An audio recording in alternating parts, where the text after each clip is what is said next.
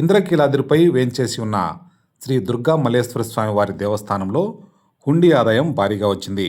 గత 16 రోజులకు గాను భక్తులు సమర్పించుకున్న కానుకలను అధికారులు లెక్కించారు. నగదు 2,60,86,479 రూపాయలు వచ్చింది. ఇక బంగారం 135 గ్రాములు, వెండి 2,858 గ్రాములు వచ్చినట్లు అధికారులు వెల్లడించారు.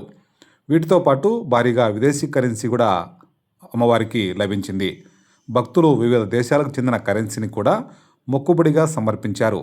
వీటిలో యుఎస్ఏ డాలర్లు 804, యూరోలు 235, యుఏఈ దిర్హామ్ 185, నైజీరియా నైరా 1500, కెనడాకు సంబంధించి 100, కువైట్ దీనార్లు 6, సింగపూర్ డాలర్లు 6, ఇంగ్లాండ్ పౌండ్లు 25, ఆస్ట్రేలియా డాలర్లు 15, న్యూజిలాండ్ 15, సౌదీ అరేబియా రియాల్స్ 30, మలేషియాకు సంబంధించి రింగిట్ 4, ఖతార్కు సంబంధించినటువంటి 4 రియాల్లు వచ్చినట్లు అధికారులు తెలిపారు.